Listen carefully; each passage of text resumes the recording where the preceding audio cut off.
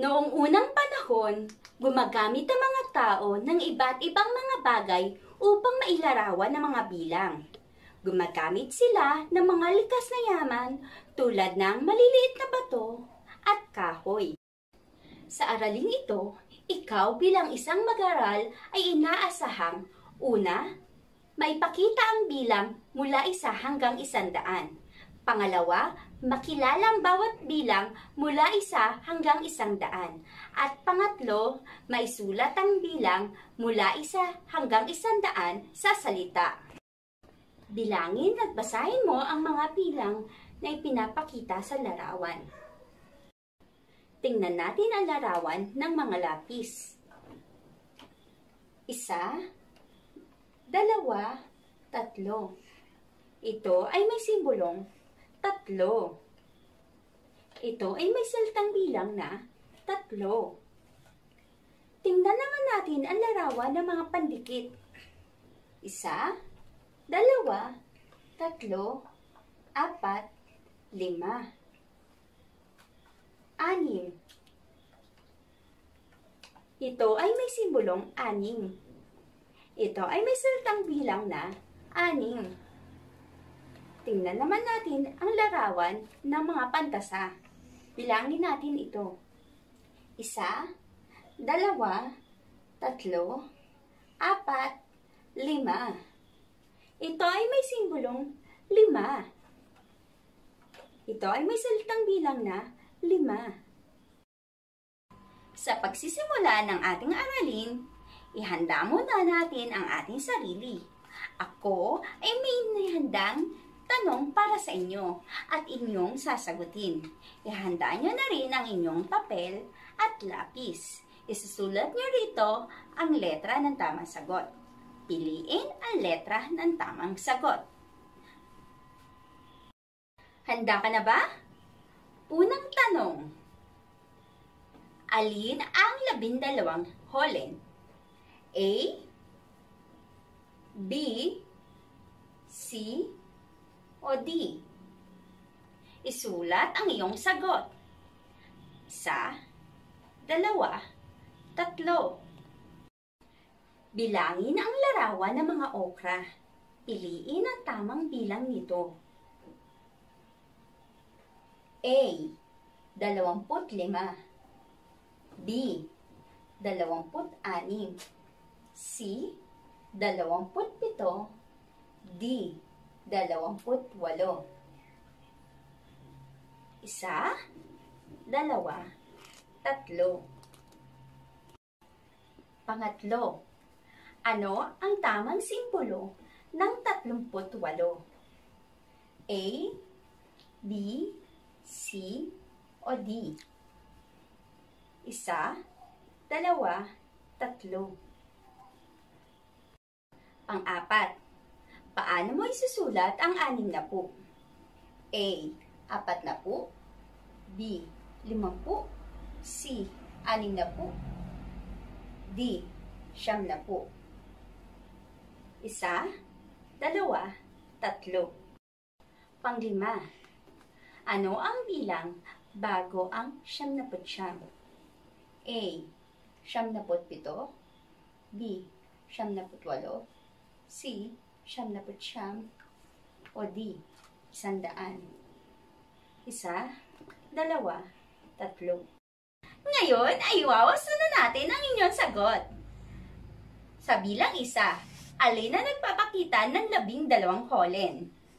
Ang tamang sagot ay letrang C.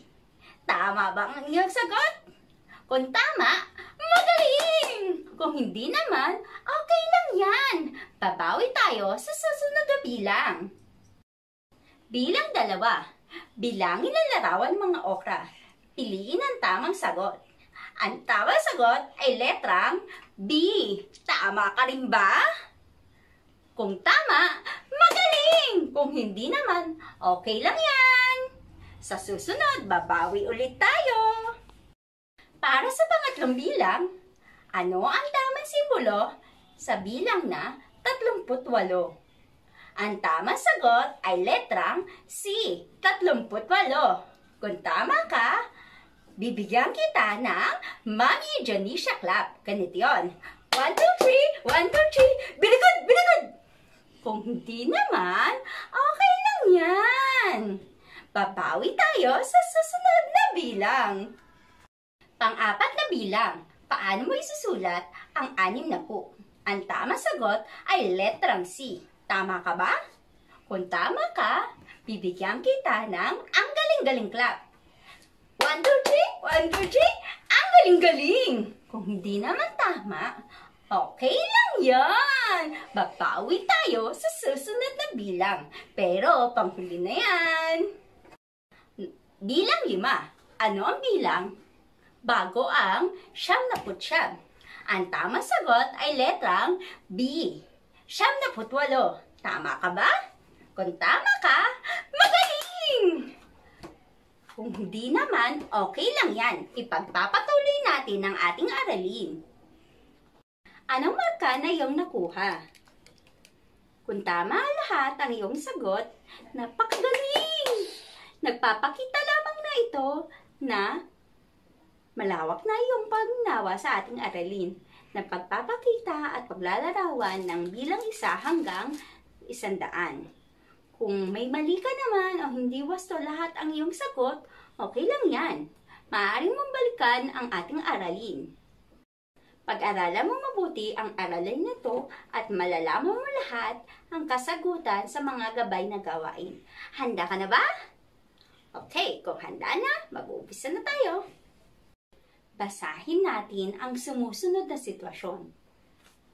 Isang araw, sumama si Ador sa kanyang nanay sa pamilihang bayan ng Imus.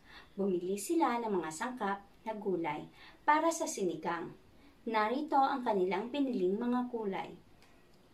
8 sitaw, 6 na okra, 5 sampalok, 4 na talong, 2 tali ng kangkong at 1 labanos.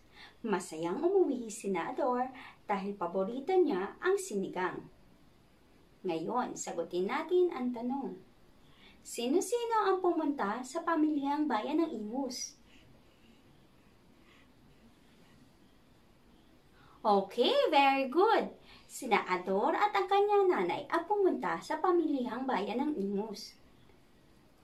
Ano-anong gulay ang kanilang pinamili? Magbigay ka nga ng halimbawa. Okay. Ito ay ang mga sumusunod. Talong, okra, sitaw, sampalok, labanos, at kangkong. Ano ang paboritong ulam ni Ador? Okay, sinigang. Ako din, sinigang din yung paborito kong ulam. Ikaw, ano mong paborito mong ulam? Tiyak na masarap yan. Bakit mahalaga ang pagkain ng gulay?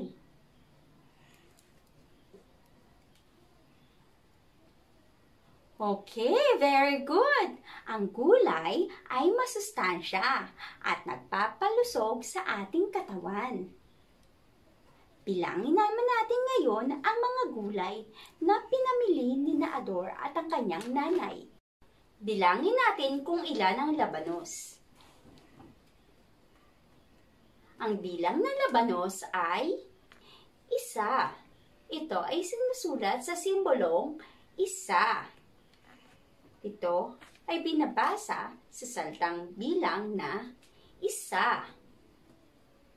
Ilan naman ang talong? Bilangin natin ang mga ito. 1, 2, 3, 4. Ang talong ay 4 lahat. Ito ay sinusulat sa simbolong 4.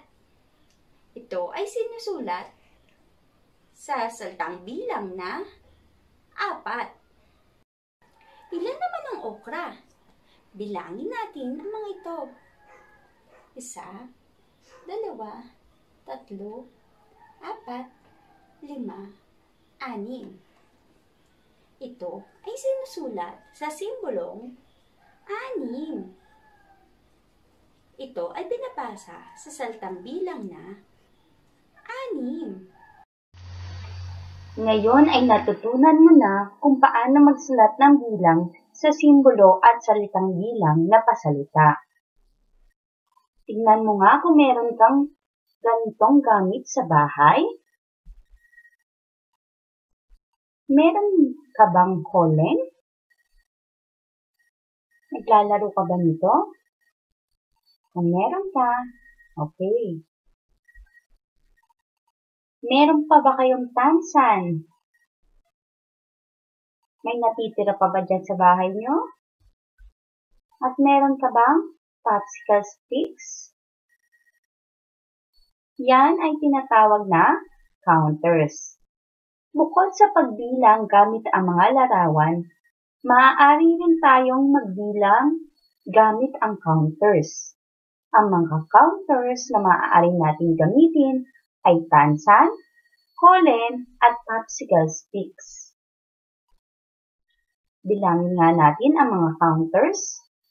Ilan lahat ang bilang ng tansan? Bilangin natin, sabayan mo ko. 1, 2, 3,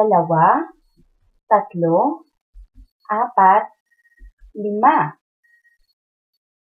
Ang bilang ng tansan ay isinusulat sa simbolo na 5.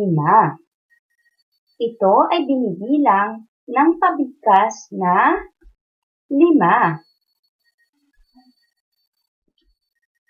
Bilangin naman natin ang mga holen. Ilan lahat ang bilang ng holen? Sabayan niyo nga ako magbilang. 1, 2, 3, 4, 5, 6, 7, 8, 9. Ang bilang ng holen ay isinusulat sa simbolo na 9. Ito ay binibilang ng pasalita na 9. Bilangin naman natin ang popsicle sticks. Ilan lahat ang bilang ng popsicle sticks? Ang isang bungkos ng popsicle sticks ay bibilangin natin bilang 10.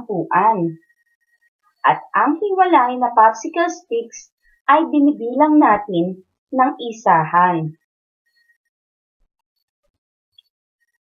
Bilangin nga natin 10 kasi isang bungkos siya. Ang isahan, dagdagan na lang natin ng 10, 11, 12, 13, 14, 15. Ang lahat ng popsicle sticks ay may bilang na 15 sa simbolo. Ito ay binibilang ng pabigkas na 15.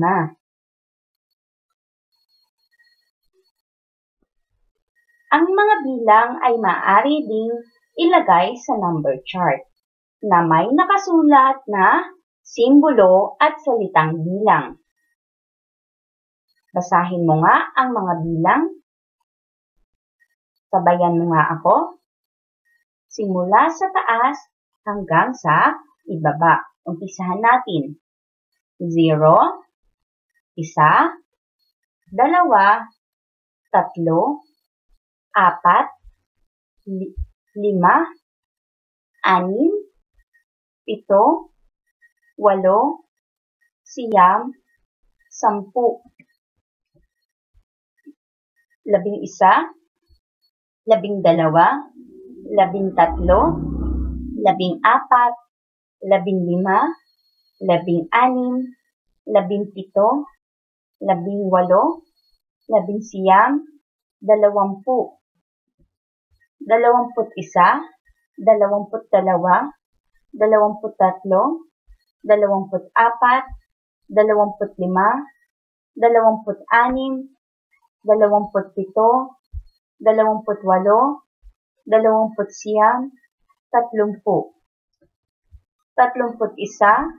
13, 14, 15, 16, 34, 35, 36, 37, 38, 39, 40, 41, 42, 43, 44, 45, 46, 47, 48, 49, 50, 51, 52, 53, 54, 55, 56, 57, 58, 59, 60, 61, 62, 63, 64, 65, 66, 67, 68, 69, 70, 71, 72, 73, 74, 75, 76, 77, 78, 79,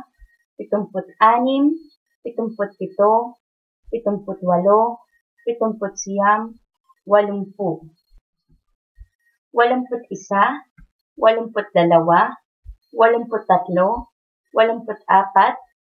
86, 87, 88, 89, 90, 91, 92, 93, 94, 95, 96, 97, 98, 99, 100.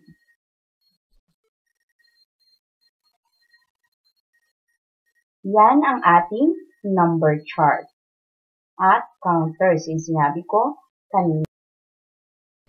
Para sa ating gawain, piliin ang letra ng larawan na nagsasabi ng bilang sa kahon. Isulat ang iyong sagot sa kwaderno. Ihanda na iyong kwaderno at sagutan ito. Para sa unang bilang, alin dyan ang bilang 4? Ang 4 na bag A o B? 1, 2, 3. Kung ang sagot mo ay B, tama ka. Bilang 2.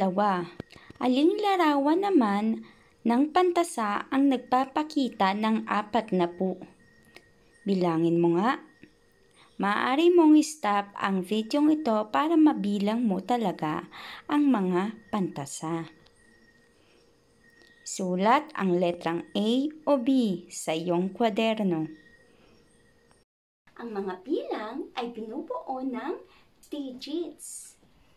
Ito ay ginagamit upang bilangin ang mga bagay-bagay. Ito ay maaaring isulat sa simbolo at salita. Binabasa ang salitang bilang mula pakaliwa, pakanan. Para sa susunod na gawain, kilalanin ang mga bilang mula 1 hanggang 100. Isulat ang nawawalang bilang. Isusulat mo lamang ang nawawalang bilang. Umpisahan mo simula sa pinakataas hanggang sa pinakababa, kung alin ang nawawalang bilang na may patlang.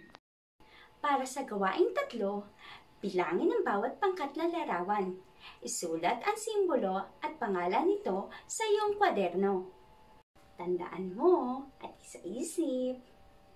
Ang bawat bilang ay may simbolo at pangalan. Ang bilang 1 ay may simbolong 1 at binabasang 1. Ang bilang 2 ay binabasa na 2. Ang bilang 3 ay binabasa ng 3. At 100 ng 100. Bago tayo matapos sa aralin nito, tingnan natin kung gaano na ang natutuhan mo. Sagutin mo nga ang gawain sa pagkatuto 4. Pahina 8. Piliin at isulat ang letra ng tamang sagot. Isulat ang iyong sagot sa iyong kwaderno. Bilang isa. Ako ay bilang na nasa pagitan ng 5 at 7. A. 6. B. 8. C. 10. D. 11. 1, 2, 3. Ang tamang sagot ay A. 6. Tama ka ba sa iyong sagot? Kung tama ka, magaling! Kung hindi naman, sige, tingnan natin ang susunod na bilang.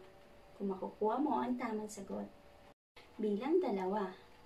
Ano ang tamang bilang na dapat ilagay sa padlang?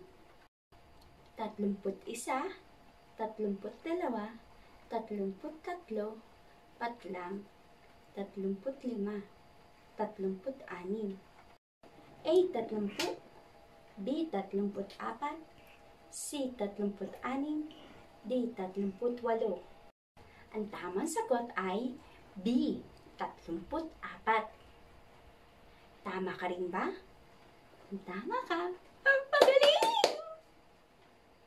Susunod na tanong. Bilang 3. Ang simbolo ng 46 ay A. B. C. O D. Isulat ang iyong sagot sa iyong kwaderno. 1, 2, 3. Ang tamang sagot ay A. Ito ang simbolo ng 46. Tama ka ba? Very good! At sa huli, bago tayo magpaalam, magsusulat ka muna sa iyong kwaderno, journal, o portfolio ng iyong nararamdaman o realisasyon gamit ang sumusunod na prompt.